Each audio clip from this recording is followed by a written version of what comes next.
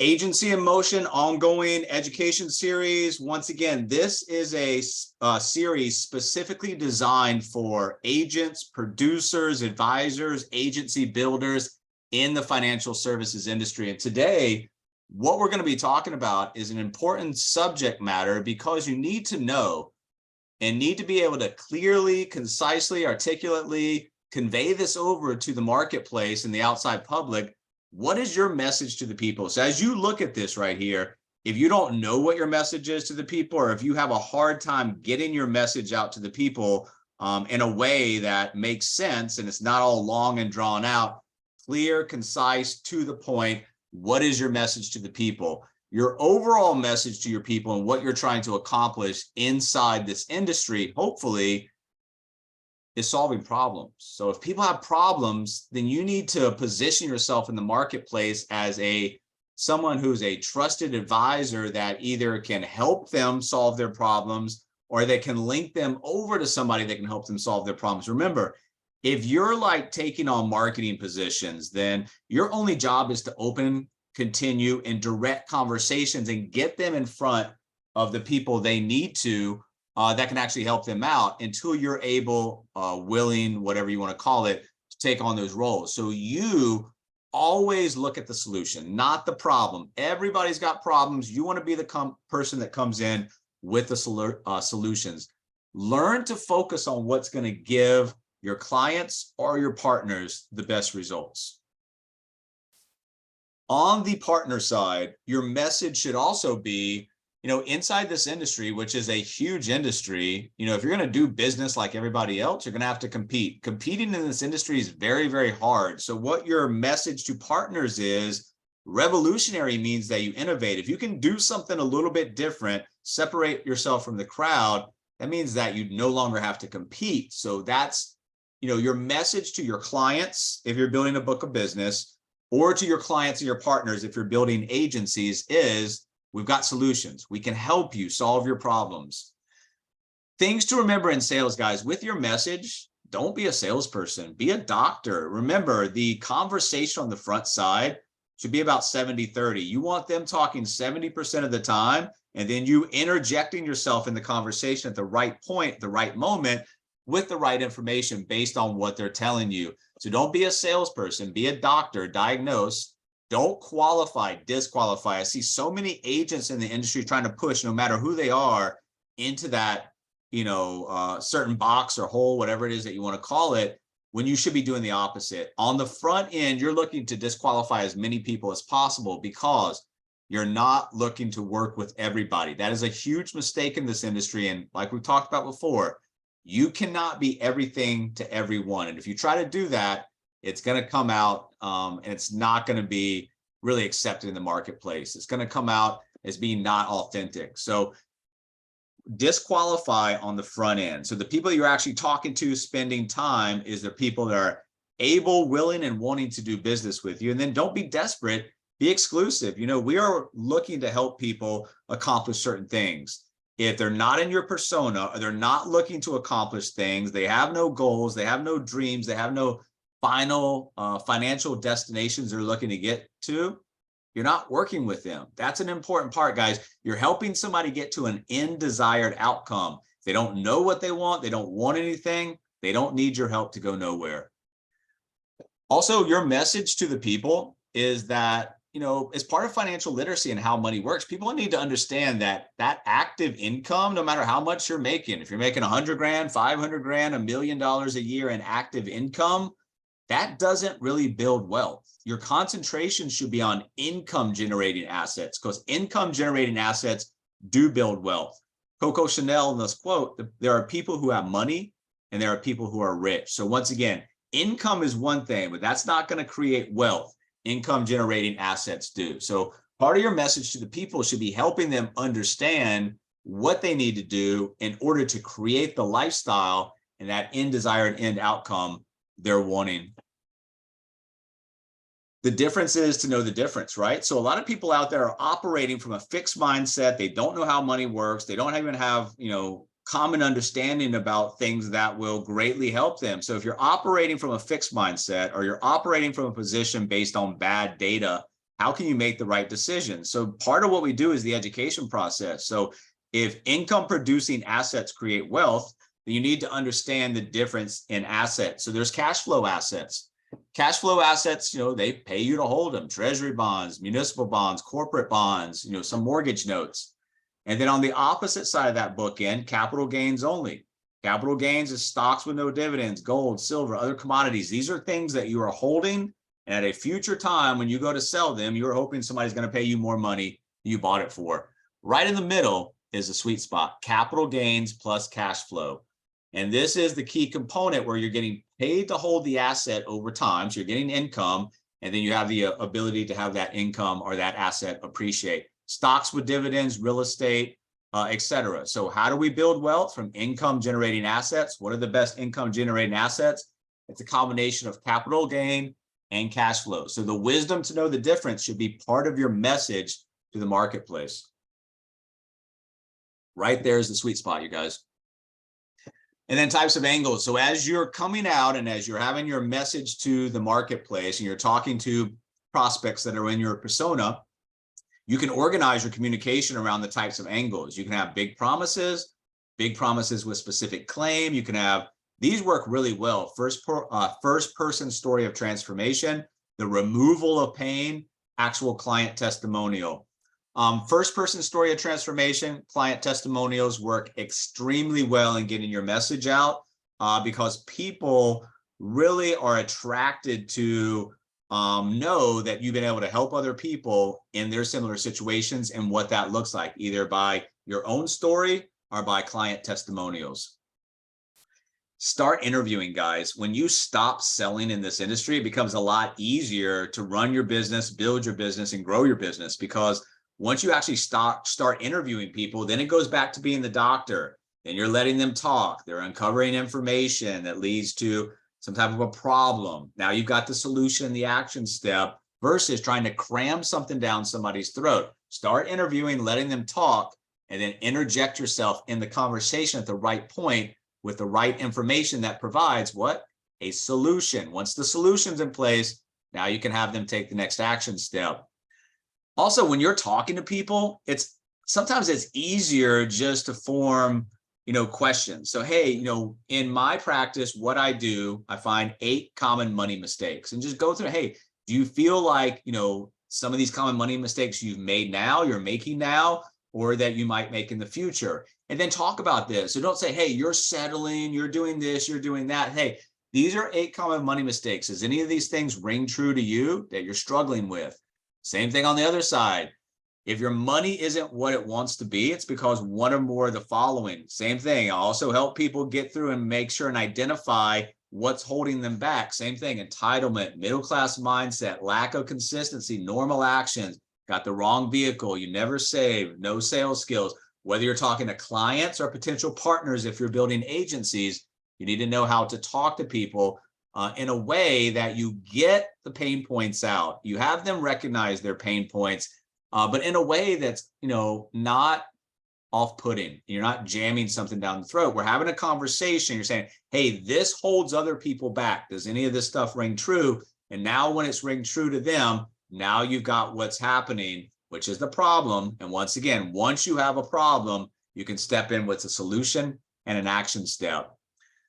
These are other things, what causes people, once they're, in a place where they're trying to get to an undesired outcome, what holds them up? And once again, this is just language helping you guys with your message. If people have no financial plan, they're not understanding the risk in their financial plan, they're breaking the rules of their plan for ABC, XYZ, whatever it might be.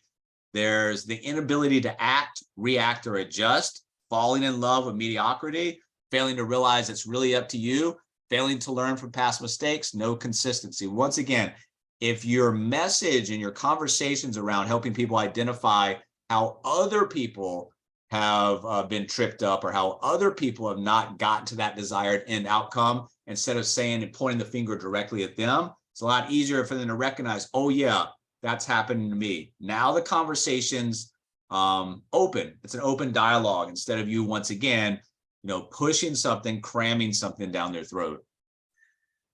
A lot of times, being the doctor, once again, diagnosing what's going on, you're asking questions. And if you start interviewing and stop selling, this becomes a lot easier. It's just a sorting process. What are your primary goals? Non-financial. What would you like to accomplish in life?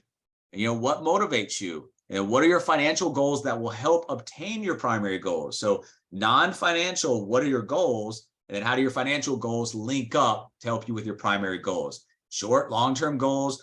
What are your strengths and weaknesses? Remember, this is important to help people understand. We're asking those questions because we learn from both strengths and weaknesses. Both tell us and teach us important lessons.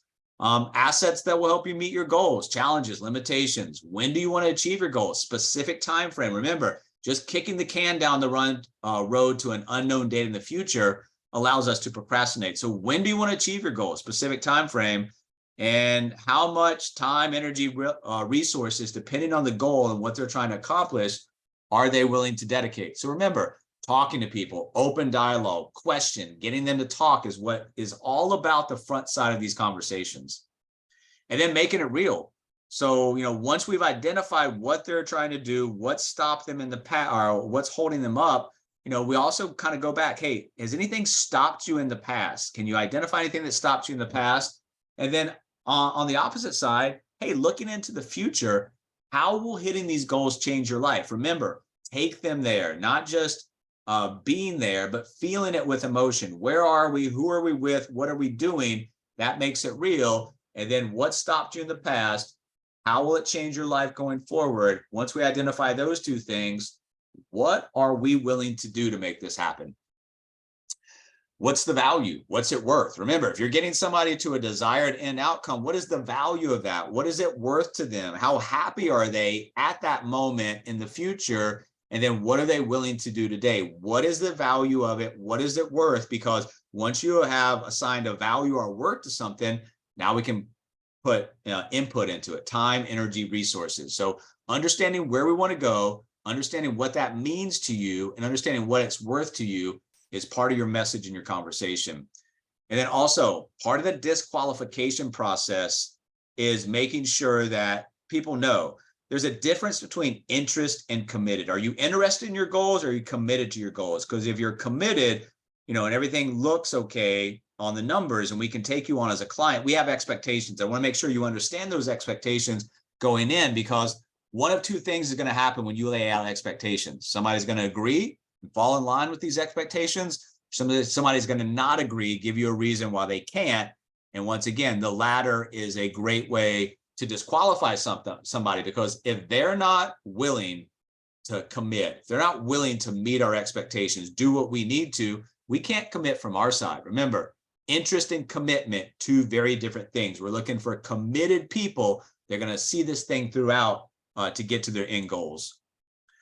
Because all we do is show the way. So there's all types of ways, all types of pathways somebody can go, this way, that way, the other way. We help them find the answers, the results, the solutions, all of these things to map out the best possible pathway to get to their end goal. But it's up to them. So once again, leading somebody to the pathway is only half the battle. You should have done enough on the front side to make sure they were committed to that pathway. So once it's laid out, they're ready to get started. They're eager and they're excited about taking the next action step.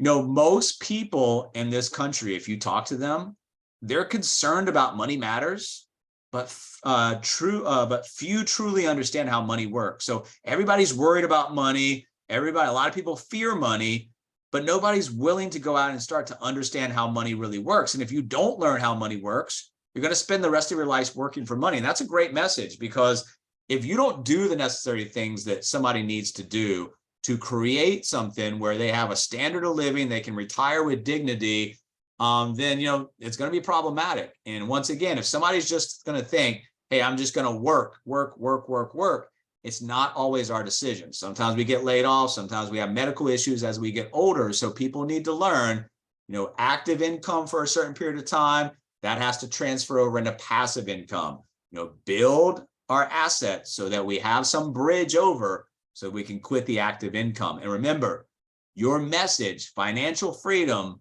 is really only, in our opinion, when you have enough passive income to meet your expenses and your standard of living per month. Once that number's there, and it's different from everybody, that's financial freedom. That's when you start to break away from the chains of the need for active income. And you can start to enjoy your life. And once again, retirement's not an age, it's a financial condition. We've been talking about this without this graphic throughout this session today, but you need to understand the rapport, trust, and credibility that you build in the marketplace can come from a lot of different areas, but you have to have that in order for somebody to feel comfortable to share the information. And once they share the information and uncovers a problem, the problem allows you to introduce the solution.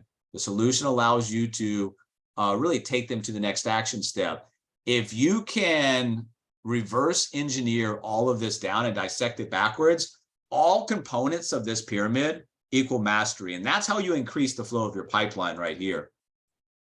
Some of the message can be just as simple as, hey, where do you think you're going to be in 5 years? 5 years is 60 months, 1,825 days, 43,800 hours, 2,628,000 minutes. What are you going to do with this time? Where do you think you're going to be in 5 years? Because if somebody has little to no idea, that's probably a red flag leading indicator. If they want to get somewhere, but they're not sure how to get there, well, that's a place where you can interject yourself. So sometimes it's just easy as asking, hey, where do you think you're going to be in 5 years? Or on the backside, hey, if you could take yourself back 10, 20 years, financially speaking, what would you do differently? Remember, we can't do anything about the regrets of the past. Part of our job and part of our message is we want to help you remove as many of those future regrets as we possibly can.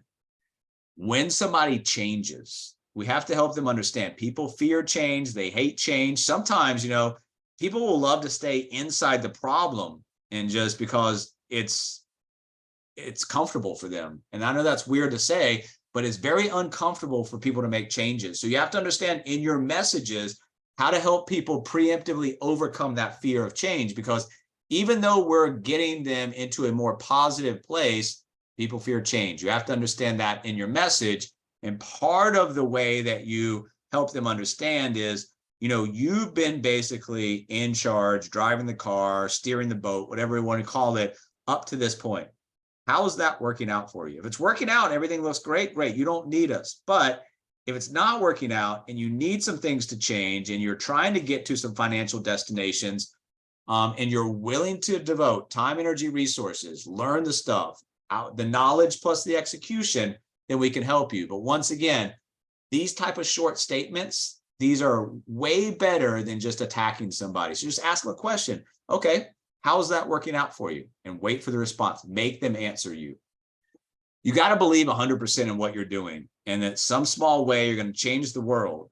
And I really believe that our business model inside this industry, financial literacy, how money works, financial wellness, is a huge opportunity to go out and build a very lucrative business for yourself, but go out and help so many people. And that's a win-win. If you're making money, your clients are successful, your partners are successful, then you didn't create the wealth off parasitic relationships or off the backs of other people. If you're out there helping people and you're making money at the same time, that's a great place to be. Fintech, guys, that's been a buzzword for the last few years. But if you've adopted technology into your business model, you need to learn in your message that, hey, we have, technology that helps you with the execution. Because what happens if somebody's left up to their own devices to do this on their own? Well, they'll have the knowledge, what they need to do and why they need to do it, but the execution will fall short. Technology allows the execution part of the model to take place, because like I said, if people are going to execute on their own without the aid of technology, probably not going to happen at all. They'll start, but they'll quit. Part of your message also has to understand, how are you different from every other person in this industry? What do you do different? Well, we're a smart technology company, data-driven education, real solutions to real problems people are facing. This is all language, guys, I'm trying to help you with. Go into the marketplace and conduct conversations, have meaningful and effective communication that's going to get you what you want, which is cycles of communication and next action steps.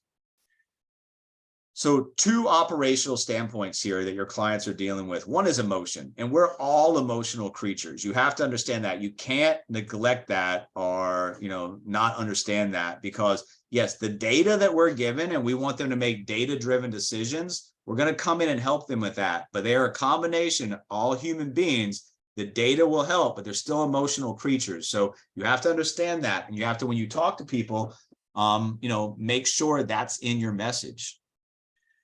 It can get frustrating talking to people about money. What you need to understand is that you can cut out some of that frustration by learning your persona.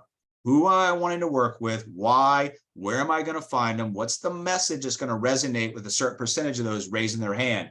Once again, if you're out there having random conversations with random people, it's going to be a frustrating experience for you.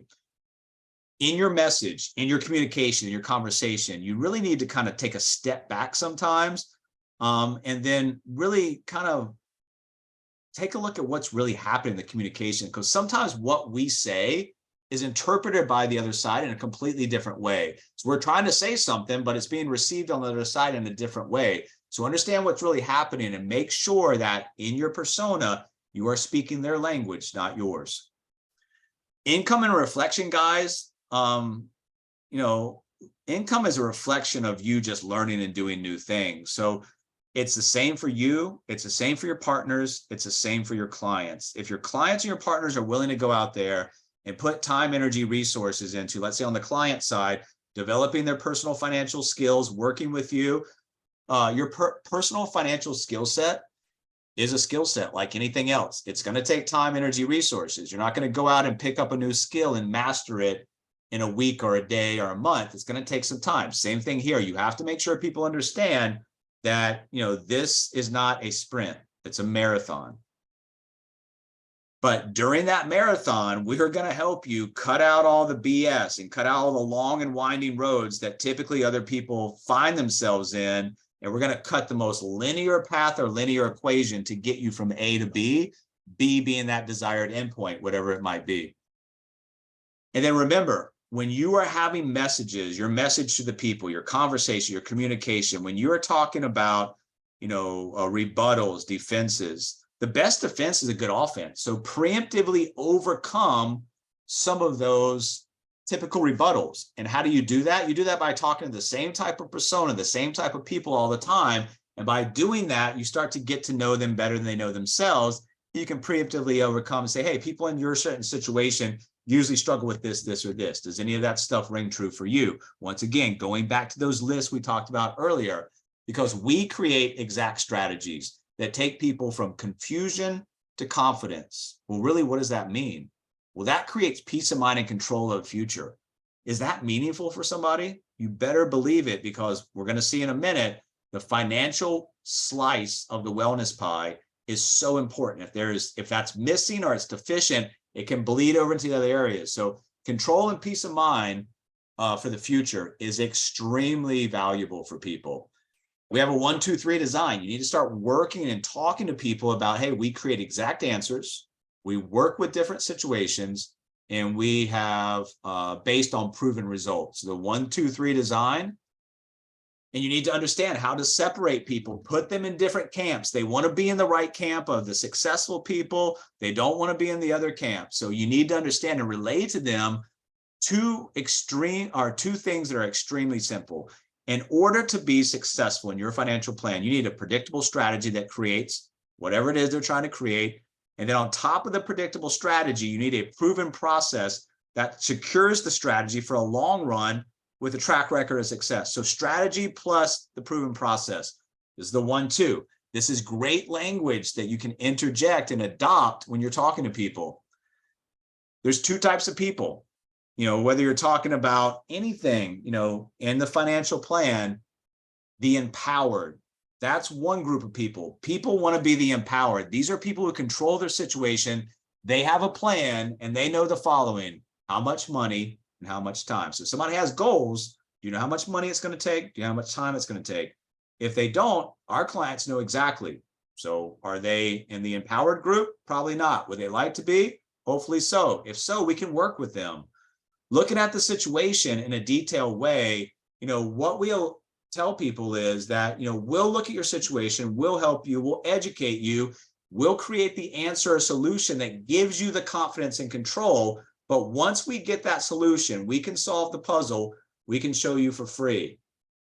that's meaningless, right? Just showing somebody. It's up to you to take the necessary action steps that we can help you with. So remember, the knowledge plus the execution. You can't have one without the other. It's got to be, both of those combined together. And then you should be willing to understand and need to devise a plan of action to reach the expectations and goals. Once again, a goal without a plan is just a wish. We're not looking to take on clients who are just, wishing for things to happen. We're looking to take on clients who are willing, able, and wanting to create a plan of action and an execution of that plan of action with our help. First things that we need to do is see if we can help you. See if we're the best people to get you the results that you want. Remember, if you're not cramming something down somebody's throat, if you're disqualifying and if you're pre-qualifying, this helps people understand, we need to make sure that we can help you. We're the best people to help you. And also, once again, see if you're also ready to take the next action to generate the results of the strategy. It's the power of choice, guys. And that's something that you have to understand. People can choose, free will. They can do whatever they want. They can take no action. They can take the wrong action. They can take the right action. It's up to them. The power of their choices today, what they decide today, will have an impact on all their tomorrows. So you need to make sure that you understand. And your message is, yes, ultimately it comes down to you and what you decide to do, but your choice is one of the most powerful things that you have. It can create a desired end outcome, or it can create a situation where you just drift into an unknown outcome that you really don't want. And then also, so many people are focused on things that maybe I consider that don't matter, or I know they don't control. So what we want to talk about, and our message to the people is, there's a lot of noise these days.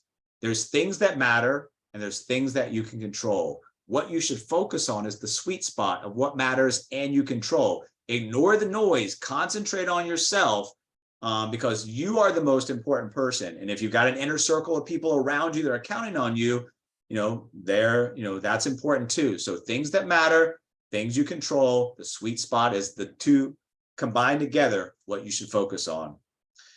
And we mentioned this a minute ago, financial wellness is a nice to have item in the past. It is a must have going forward, because in this new economic environment, financial wellness, if it's not in place, we're going to get run over by this economy. And then you can see the rest of the wellness pie is affected by the other slices. So if the financial slice is not there, missing, deficient, it bleeds over into the other section of wellness.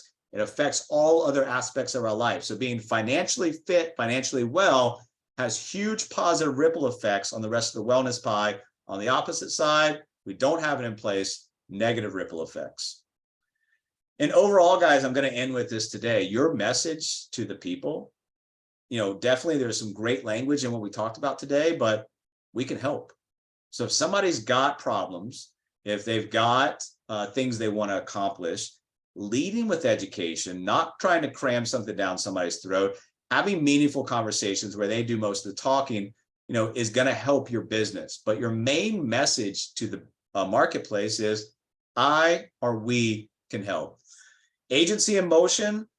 This is a continuing education series designed to help, agency builders build, operate, and manage agencies in the 21st century.